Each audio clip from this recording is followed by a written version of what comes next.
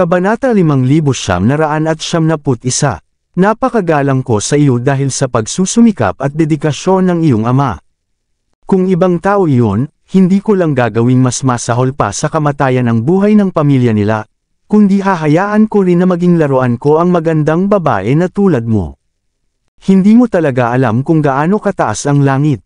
Hinampas ni Wesson ang kaliwang kamay sa coffee table. Bibigyan kita ng 10 minuto para gawin lahat ng hinihiling ko. Kung hindi ay mamamatay ang iyong pamilya, Howell. Dahil doon, nagbago ang ekspresyon ni Wesson sa kay Callie. Bibigyan din kita ng 10 minuto. Lumuhad ka at humingi ng paumanhin kay Callie, at baliin mo ang iyong sarili mga braso, pagkatapos ay alisin mo ang pangugulo sa outskirts. Bago pa makapagsalita si Callie ay nakita niyang pumasok si Harvey York sa pintuan.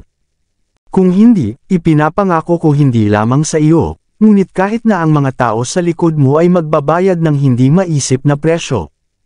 Harvey York. Nang makitang lumitaw si Harvey, natigilan sandali si Callie, at bakas sa mukha niya ang tuwa. Alam niya kung ano ang kakayahan ni Harvey. Ngayong nagpakita na si Harvey York, maliligtas ang pamilya Howell. Ngunit pagkatapos huminahon, naramdaman ni Callie na hindi ganoon kadali ang mga bagay. Ang bagay na ito ay panloob na usapin ng lungmen. Si Harvey York, isang tagalabas, gaano man siya kalakas at mayabang, gaano man siya kalakas ng loob na makialam sa organisasyon ng lungmen. Hindi maisip na presyo. Nang marinig ito, bahagyang natigilan si Wesson, na halatang unang beses sa buhay niya na binyantaan siya ng ganito. Sa pagkakataong ito, bahagyang ipinikit niya ang kanyang mga mata at nakangising tumingin kay Harvey York. Kawili-wili, kahit si Callie ay hindi naglakas loob na sabihin sa akin ang ganoong bagay. Ikaw, isang batang may dilaw na buhok na hindi alam kung saan nanggaling, ay talagang naglakas loob na sumigaw sa harap ko. Gusto mong magbayad ang mga tao sa likod ko sa hindi maisip na presyo. Kilala mo ba kung sino ang nasa likod ko? Sa oras na ito, tumingin si Wesson kay Harvey York na may panunuya at panghahamak. Maliwanag, itinuring niya si Harvey York bilang isang tulala na binata na walang anumang kakayahan o kaalaman. Baka pati si Callie suitors niya. Kung hindi, ang utak ng mga ordinaryong tao ay nasira, at hindi nila kayang pakisamahan ang kanilang mga sarili sa panahong ito. Sinulyapan ni Harvey York ang anti-gong Rolex sa kanyang kamay at mahinang sinabi, "Mayroon ka pang 9 na minuto, sana ay huwag mo itong sayangin." Hahaha, 1 minuto na. Tumangala si Wesson kay Harvey York na may nakakalokong ekspresyon. Anak, kahit mukha kang tanga na may kaunting puting mukha. Pero ang cute mo magsalita. Kilala mo ba kung sino ako? Kilala mo ba kung sino ang nasa likod ko? Ang mga taong katulad mo ay parang basura sa aking lugar at maaaring hirokon hanggang mamatay anumang oras, naiintindihan mo ba? Matapos sabihin ito, hindi na nag-abala si Wesson na tumingin muli kay Harvey, ngunit tinitigan niya si Callie at mahinang sinabi, "Miss Howell, nagbago na ang isip ko. Dahil hindi mo ako kayang pakisamahan, at hinayaan mong sayangin ako. Labis akong nabigo sa iyong pag-uugali na pumunta sa kadiliman.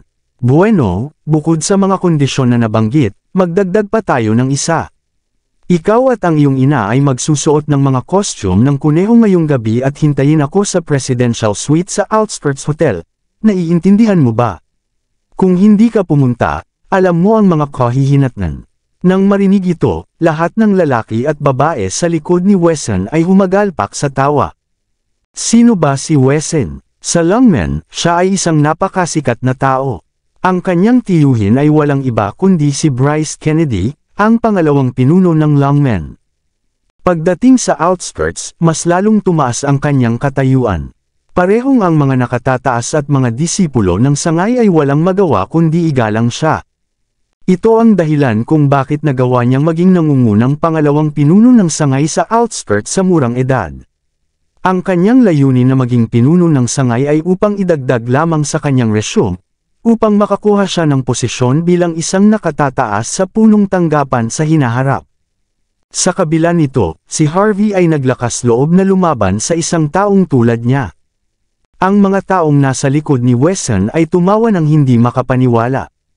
Hindi sila pinansin ni Harvey, at tiningnan muli ang kanyang relo.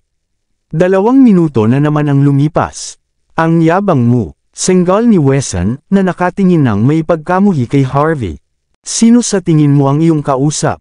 Nakikipag-usap ako sa isang magandang babae dito. Wala kang karapatang magsalita ngayon. Kung gusto ko, mamamatay ka sa aksidente sa sasakyan sa sandaling lumabas ka sa gate.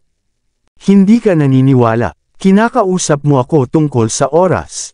Sa tingin mo ba ikaw ay Superman? Wala kang magagawa kahit na pagkatapos ng 300 taon, lalo na sa loob ng 3 minuto. Ang magagandang babae sa likod ni Wesson ay nagsimulang tumawa. Nakakita na sila ng maraming mga tanga sa kanilang buhay, pero ito ang unang pagkakataon na nakakita sila ng isang tao na kasing tanga nito. Gusto ba talagang mamatay ng lalaking ito? Tumingin muli si Wesson kay Callie, at inihilig ang ulo niya. Talagang hindi ako masaya sa lalaking ito na kasama mo, maganda. Hindi ka ba magagalit kung patayin ko siya mamaya? Huwag kang mag-alala, makakahanap ako ng magandang lugar para ilibing siya pagkatapos. Mabait naman ako, Masama ang tingin ni Callie sa kanya, at nagngangalit ang kanyang mga ngipin. Wala sa atin ang may karapatang magsabi kung magiging pinuno ka ng sangay o hindi, Wesson. Ang master lang ang may karapatang magdesisyon kung dapat bang iwanan ng aking ama ang kanyang posisyon o hindi. Ngunit dahil dinala mo ang napakaraming tao upang magbanta para sa mga benepisyo, ito ay itinuturing na pagtataksil. Sisiguraduhin kung maririnig ito ng hall ng pagpapatupad ng batas. Bukod dito, ang taong ito ay si Sir York. Hindi siya bahagi ng sangay sa outskirts, ngunit ang kanyang mga talento ay hindi pangkaraniwan. Maaari kang magingay ng gusto mo, ngunit ikaw mismo ang magiging sanhi ng iyong pagbagsak kung lalabanan mo siya. Nang magsalita siya, ang ekspresyon ni Callie ay matapang. Gayunpaman, ang isang mapagmataas na tao tulad ni Wesson ay hindi kailanman makikinig sa kanyang babala. Kumuha siya ng manipis at mahabang sigarilyo, at pagkatapos ay sinindihan ito at humithit. Ano, sinusubukan mo pa ring protektahan ang iyong kasintahan? Sabi niya pagkatapos tumawa ng malamig. Huwag kang mag-alala, mas gusto kong patayin siya habang mas marami kang sinasabi. Hindi magandang ideya iyon. Gusto kong basagin ang bawat isa sa kanyang mga buto. Gusto kong makita niya ang lahat ng gagawin ko sa iyo ngayong gabi habang nakaluhod siya. Ha, malamig na tumingin si Wesson kay Harvey. Hindi ka pa nakakagalaw ng isang magandang babae tulad ni Callie, ano? Sumunod ka, lumuhad ka, basagin mo ang iyong sariling mga buto, at pagkatapos ay tawagan mo ang iyong daddy. Pag-iisipan kong bigyan ka ng pagkakataong makasama sa aking pangalawa pagkatapos kong matapos sa kanya. Ano sa tingin mo? Kalmado lamang na tiningnan ni Harvey ang kanyang relo bago nag-dial ng numero sa kanyang telepono.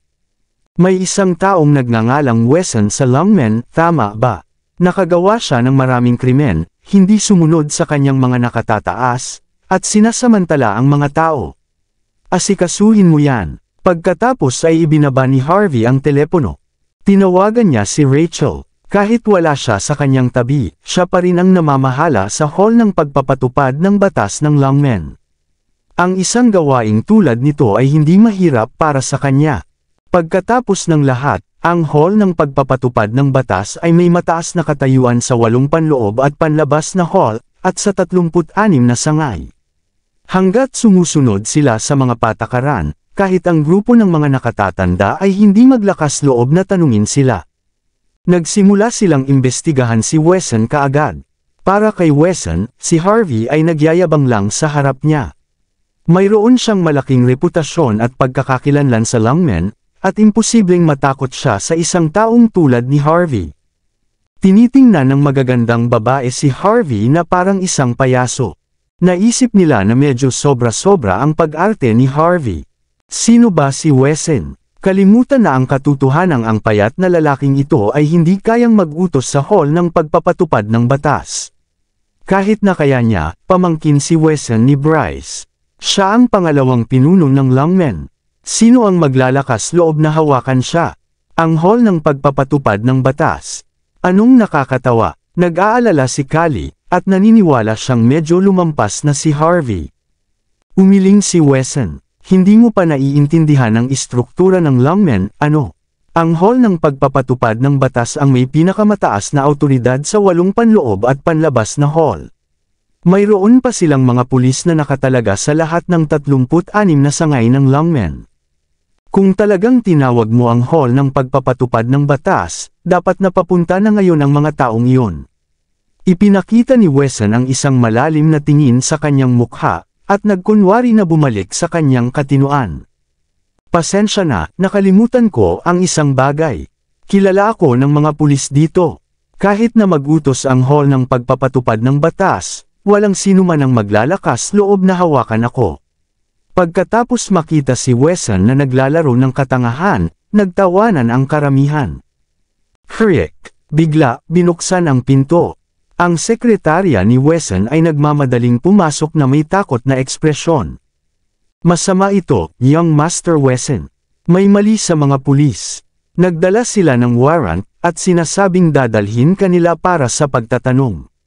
Nakaarmado sila sa labas. Binibigyan kanila ng 3 minuto para ibigay ang iyong mga tungkulin. Kung hindi kanila makita pagkatapos nito, kukunin kanila ng puwersa.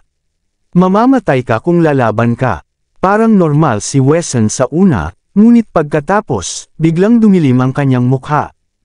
Ang mga pulis ay para sa akin. Papatayin nila ako kung lalaban ako. Paano nila nagagawa iyon? Hindi ba nila alam kung sino ako? Talaga bang ganito kalakas ang lalaking ito? Hindi makapaniwala si Wesson habang nakatingin kay Harvey. Malinaw na hindi siya naniniwala na kaya ni Harvey na gawin ang ganitong bagay. Nagngangalit ang kanyang mga ngipin, at pagkatapos ay tumawag siya sa telepono.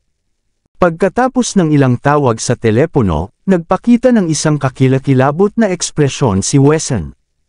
Totoo pala. Naglabas talaga ng warrant ang hall ng pagpapatupad ng batas para mahuli ako. Sinabi nilang si Rachel ang nasa likod nito. Wala nang magagawa ang mga pulis kundi sumunod. 3 minuto para ibigay ang aking mga tungkulin ay sapat na paggalang. Tapos na ako kung hindi ako mag-iingat. Mabilis na nagbago ang ekspresyon ng isang magandang babae na patuloy na tumitingin kay Harvey, at dali-daling lumapit kay Wesson. Ano ang gagawin natin ngayon, young Master Wesson? Malamang may koneksyon ang batang ito sa hall ng pagpapatupad ng batas. Kinakabahan niyang sabi.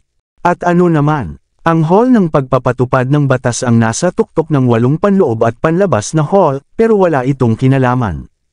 Wala nang dahilan para matakot kayo. Ipapakita ko sa inyo, kahit na sumuko ako ngayon, hindi maglalakas loob na hawakan ako ng mga pulis. Malamig na pinagtatawanan ni Wesson ang magandang babae bago sinuri si Harvey at Callie. Mayroon kayong mga diskarte, pero walang silbi. Wala kayong magagawa sa akin. Kahit na ang pinuno mismo ng hall ng pagpapatupad ng batas ay nasa harapan ko, hindi siya maglalakas loob na hawakan ako. Sinusuportahan ako ng pangalawang pinuno ng lungmen pagkatapos ng lahat. Ang aking tiyuhin ay walang iba kundi si Bryce Kennedy. Gusto mo ba akong hawakan? Hindi ka karapat-dapat. Sa tingin mo ba ikaw lang ang nakakaalam kung paano tumawag sa telepono? Mayabang na nag-dial si Wesson ng isa pang numero. Binuksan niya pa ang speaker para ipakita kung gaano siya kahanga-hanga. Isang matandang boses ang nag-echo kaagad. May problema ba, Wesson? Tanong ni Bryce na may marangal na tono. Hindi mo ba alam na ako ang pangalawang pinuno ng lungmen? Masyado akong abala. Wala akong magagawa, Theo. Kahit sa telepono, tumayo ng tuwid si Wesson at yumuko ng may paggalang. May gumagamit ng hall ng pagpapatupad ng batas laban sa akin. Hindi lang ako ang hindi niya nirerespeto, kundi pati ikaw rin. Sinabi ko na sa kanya ang pangalan mo, pero hindi niya pinansin. Nagsimulang huminga ng mabilis si Bryce. Sino ba iyon? Paano niya nagawang pagalawin ang hall ng pagpapatupad ng batas nang walang pahintulot ko? Talagang wala siyang batas. Mayabang na tumingin si Wesson kay Harvey. Natatakot ka na ba ngayon, Harvey? Ang aking tiyuhin ay, hintayin mo. Nag-freeze si Bryce. Harvey York.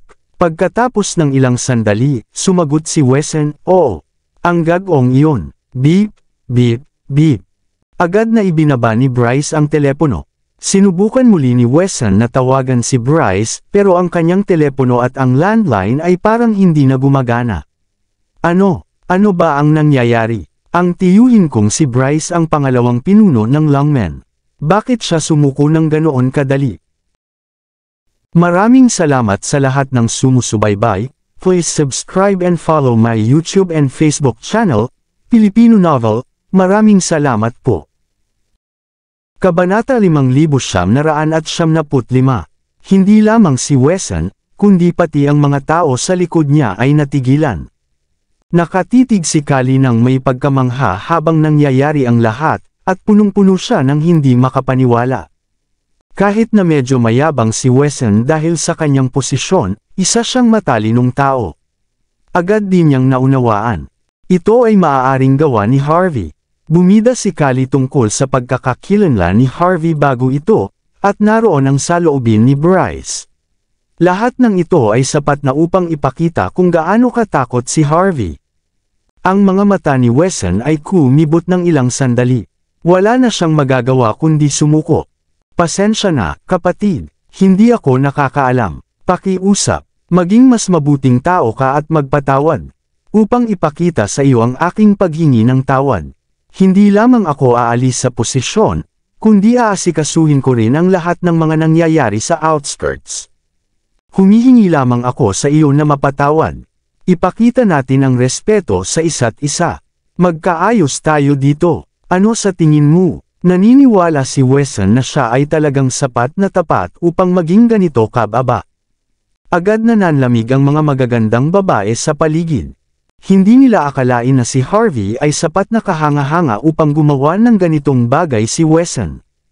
Ang gumawa ng lahat ng ito sa isang tawag lamang ay sapat na upang ipakita kung gaano siya kalakas. Matapos isipin ang mga insulto at pang-uuyam na ibinato nila kay Harvey, agad na nakaramdam ng panghihina ang mga babae. Kung ito ay ibang pagkakataon, ilan sa kanila ay tiyak na sumugod na sa kanya ngayon. Kalmadong tumingin si Harvey kay Wesson. Hindi mo nakalimutan ang sinabi ko sa iyo, di ba? Lumuhad ka at basagin ang iyong braso bilang paghingi ng tawad. Asikasuhin mo rin ang mga nangyayari sa outskirts. Gusto kong matupad ang lahat ng tatlong kondisyon. Naiintindihan mo ba ako? Kumibot ang mga mata ni Wesson, pagkatapos ay tumawa siya ng mapait. Alam kong kahanga-hanga ka, at wala akong laban sa iyo. Nasa akin ang pagkakamali na ito. Pero sumuko na ako. Hindi mo ba ako may pagpasensyahan para dito? Lalaki ako. Gusto mo bang lumuhad na may basag na braso? Dapat laging magpatawad ang mga tao para sa kanilang mga pagkakamali. Tama lang iyon. Kung ikaw ay ibang tao, patay ka na ngayon. Naiintindihan mo ba? Sabi ni Harvey. Siyempre, maaari mong i-pretend na hindi mo ako narinig. Gayunpaman, ipapatupad ng mga pulis ang kanilang warrant. Bilang nangungunang pangalawang pinuno ng sangay, dapat alam mo ang mga patakaran ng lungmen, di ba? Kailangan kang punitan para sa ganitong krimen. Ang mga magagandang babae ay halos hindi makahinga. Hindi lamang sobrang dominante si Harvey. Ang kanyang mga salita ay nakakakilabot na kalmado. Nagsalita siya na parang walang sinuman ang maaaring tumanggi sa kanyang mga utos. Kahit na tila wala siyang espesyal na katangian. Ang kanyang dignidad at lakas ay sapat na para sa mga tao sa paligid na likas na yumuko ang kanilang mga ulo. Humigop ng malalim na hangin si Wesson na nakatingin kay Harvey. Desperado siyang gustong sumabog sa puntong iyon. Sa kabila nito, wala itong iba kundi ang mga impulsive na iniisip ni Wesson. Alam niya na ang mga pulis sa outskirts ay hindi siya bibigyan ng kahit anong paggalang kung magdesisyon siyang makipaglaban. Bilang isang miyembro ng lungmen, alam niya kung paano kumilos ang mga pulis. Kung ang sariling tiyuhin niya ay hindi maglakas loob na protektahan siya, bawat krimen na kanyang nagawa ay isa-isang huhukayin. Asikasuhin ng hall ng pagpapatupad ng batas ang bawat krimen ng naaayon, at magdurusa siya ng isang nakasisindak na kamatayan kung mangyari iyon. Siyempre, may isang mahalagang bagay. Ang takot ni Bryce na mabigla ng ganoon kadali ay patunay ng makapangyarihang awtoridad ni Harvey. Hindi kayang labanan ni Wesson ang isang tao tulad niyon, kahit nasubukan niya ito sa buong buhay niya. Nang walang pag-aalinlangan, humigop siya ng malalim na hangin at dahan daw ang tumayo, pinipilit ang sarili na yumuko. Gayunpaman, ang natitirang bahagi ng kanyang pagmamalaki ay hindi papayag na gawin ang ganoong bagay. Lumuhod ka, o umalis ka na. Wala akong oras para makipaglaro sa iyo, sabi ni Harvey. Gusto sanang magsalita ni Callie pagkatapos makita ito, ngunit pinili niyang manahimik sa huli. Patuloy na nagbago ang ekspresyon ni Wesson, at sa wakas ay nagsalita siya. Babasagin ko na lang ang parehong mga braso. Wala namang dahilan para lumuhod, di ba? Horrible ang ideya ng pagbabasag ng kanyang mga braso, ngunit naunawaan niya na magiging pinakamalaking biro siya sa kanyang sosyal na bilog kung siya ay luluhod.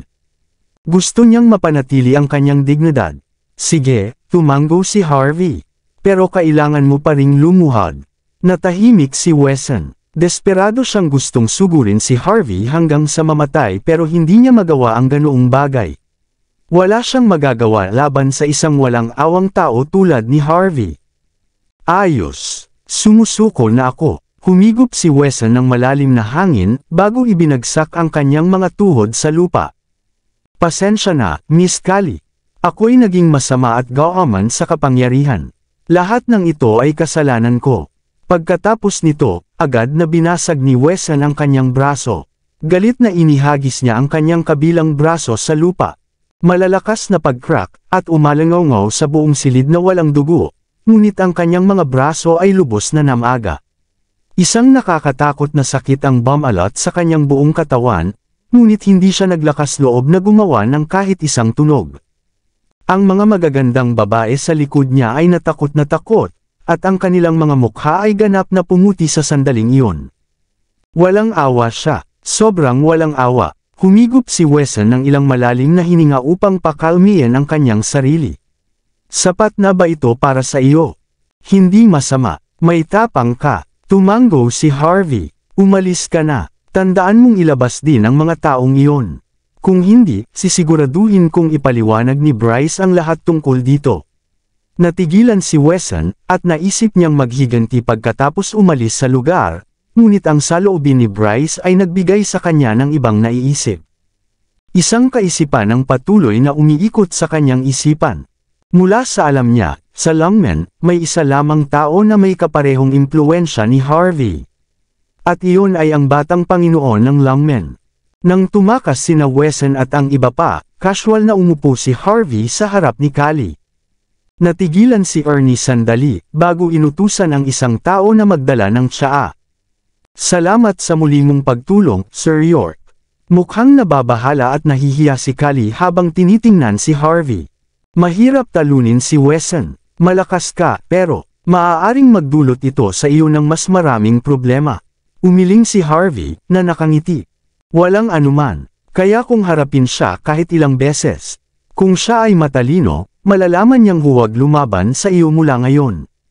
Hindi alam ni Callie kung ano ang sasabihin matapos marinig ang matatag na mga salita ni Harvey. Siyempre, alam niyang mayroong kahanga-hangang pagkakakilanlan si Harvey. Ngunit isa siyang matalinong babae, at hindi siya magsasalita tungkol dito kung ayaw ni Harvey. Matapos ang casual na pag-inom ng tsaa habang nag-uusap, hinikayat ni Harvey si Callie na ayusin ang sitwasyon dito bago umalis sa lugar. Hindi siya naghayag ng opinyon nang magbigay si Callie ng mga ideya tungkol sa pagpapalakas ng sangay ng Longmen sa outskirts. Pagkatapos ng lahat, hindi ito mali para sa kanya na gawin iyon, dahil hindi naman talaga makapangyarihan ang sangay sa simula pa lang. Kahit na gumawa siya ng pagkakamali sa proseso, hindi ito magiging malaking problema dahil sinusuportahan din siya ni Yasmin. Isinasaalang-alang ni Harvey na sabihin sa punong tanggapan ng Longmen na bigyan si Callie o ang kanyang ina ng karapatan na magtalaga ng susunod na pinuno ng sangay. Nais sanang imbitahan ni Callie si Harvey para sa hapunan, ngunit umalis siya ng mag-isa dahil ayaw niyang maging kapatid. Pagkatapos ng lahat, kayang ayusin ni Yasmin ang sitwasyon dito. Hindi na nag-abala si Harvey na tukuyin kung ang pagpapakita ng kahinaan ni Callie ay may iba pang motibo. Ayaw din niyang maging masyadong malapit sa kanya. Makaraan ang kalahating oras, dumating ang taxi ni Harvey sa paanan ng Eden Mountain. 3 milya pa ang layo mula sa Villa No. 1 nang magpasya ang driver na huminto. Humingi ng tawad ang driver, at dahan-daang naglakad si Harvey patungo sa entrance ng kanyang villa nang walang sinabing salita. Kakaiba, at karaniwang may mga sasakyan sa paligid ng lugar, ngunit ganap na walang tao ang mga kalsada. Maging ang mga ilaw sa daan ay patay sa oras na ito. Nakapikit si Harvey sa daan sa unahan. Pagkatapos, narinig ang malalakas na tunog ng mga makina ng sasakyan. Ilang Toyota Prado na walang plaka ang huminto sa kanyang daraanan. Bumukas ang mga pinto ng sasakyan, at 1 dosenang monghe sa dilaw na robe ang lumabas. May 4 pang monghe na nakasuot ng itim na robe na lumabas mula sa likuran. Ang kanilang mga galaw ay tila medyo mabagal, na may mahina at nakakasulasok na amoy ng mga nabubulok na bangkay mula sa kanila, at isang malamig na aura ang sumisiksik mula sa kanilang mga katawan. Nagngangalit sila kay Harvey, ngunit ang kanilang mga tingin ay tila walang laman sa parehong oras. Sila ang mga demon monks ng Small Sect. Ngumiti si Harvey, hindi na ako nagulat na kayang huminto ng mga tao nyo dito. Pero ang mga naninirahan dito ay lahat mayayaman at makapangyarihan. Paano ninyo sila pinanatiling nakasara sa loob sa buong panahon? Tanong niya na may pagka-curious. Ang monghe na nakatayo sa harap ay sinuri si Harvey sa loob ng ilang sandali. Sobrang hirap ba talaga? Sabi niya ng malamig. Magiging malaya sila sa sandaling marinig ang dahilan tungkol sa kalsadang ginagawa o kung ano paman. Hindi naman iisa lang ang daan dito. Naiintindihan ko. Tumango si Harvey. Kaya kasama rin pala ng driver ang grupo ninyo, ano? Sigurado akong matagal na kayong naghihintay. Kanino kayo nabibilang? Kay Amos. Stephen. Hindi mo ba naiintindihan ang sitwasyon mo ngayon, bata? Sabi ng monghe ng may pighati. Nasa paligid ka na. Kami ang magtatanong dito. Tanungin kita. Pinilit mo bang lumuhad si Stinger bilang paghingi ng tawad? Naging comatose ba siyang Master Emil dahil sa iyo? Nakakulong ba si Miss Zyla sa likod ng mga rehas? Ang monghe ay tila napaka-dominant sa sandaling iyon. Ang aura na kanyang ipinapakita ay tila kayang supilan si Harvey. Kaya mga tao kayo ni Amos. Tumawa si Harvey. Hindi ba sinabi ng iyong batang Panginoon na huwag labanan ako? O sa tingin niyo ba ay sinisira ko ang negosyo ninyo kamakailan?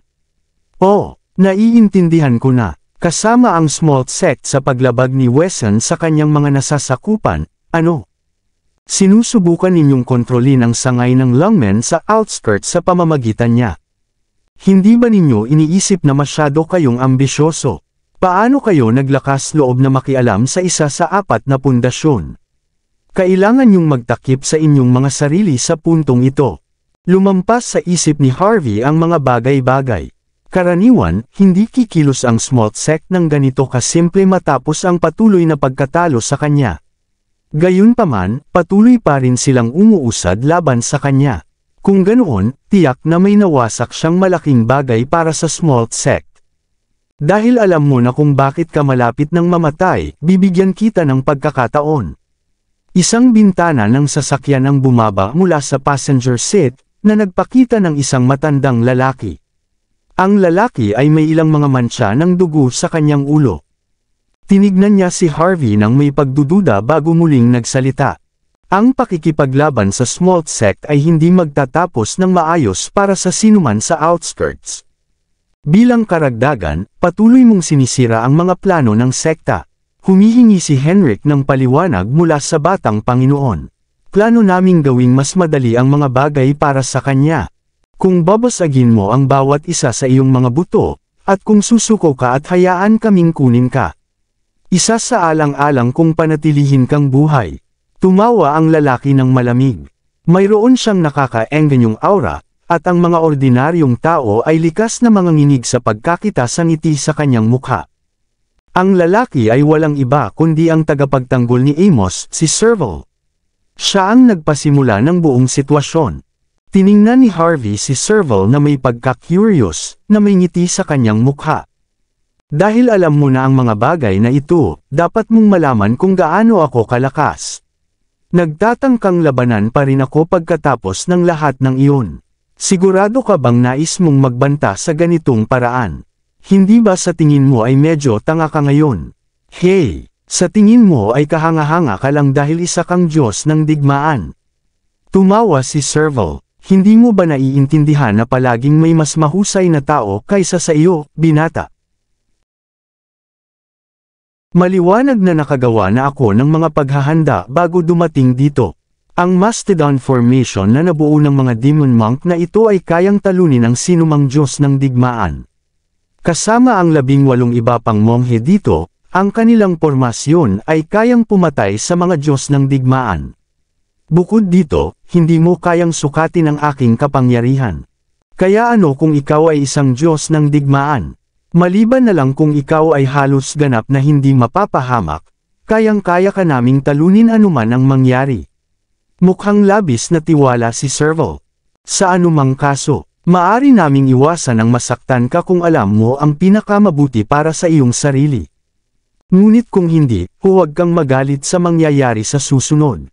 Hindi lang kita dapat putulin, kundi kailangan kong basagin ang bawat buto sa iyong katawan. Mahirap ito sa oras, di ba? Napabuntong hininga si Serval, at nagpapakita ng pawang kawawa. Siyempre, ang mga kabataan at talentadong tao katulad mo ay laging nag-aakto na mayabang. Kung sa tingin mo ay makakaligtas ka sa sitwasyong ito dahil ikaw ay isang Diyos ng digmaan. Kaya't lumaban ka kung gusto mo. Gagawin kong impyerno ang iyong buhay kung gagawin mo. Tumawa si Harvey. Wala akong naramdaman matapos marinig ang sinabi mo. Maraming tao ang patuloy na nagbabanta sa akin araw-araw, sa kahit anong pagkakataon. Ngunit guess what? Naubos na ang mga taong iyon sa mundo. At gayon paman, nandito pa rin ako. Ngumiti si Serval, na nagbigay kay Harvey ng malamig na tingin. Maaari kang pumili na maging tiwala. Hindi mo kailangang maniwala sa akin, ngunit ang katotohanan ay ipapakita ko sa iyo kung gaano ka katanga. Ngumiti si Harvey. Malaki ang iyong mga sinasabi, ngunit kung talagang kahanga-hanga ka, dapat ay gumawa ka na ng aksyon, ngayon na. Ano ang lahat ng maliliit na usapan na ito? Sa puntong ito, natatakot na kayo. Agad na nagdilim ang mukha ni Serval. Pumunta, basagin ang kanyang mga tadyang. Gusto kong basagin ang bawat buto sa kanyang katawan. Matapos marinig ang utos ni Serval, kumalat ang 18 monghe upang palibutan si Harvey.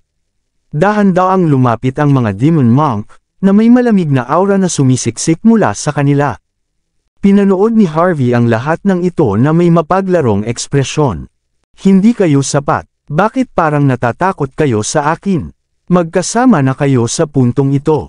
Itinuro niya si Serval, ang kanyang mga salita ay puno ng paghamak at pang-uuyam.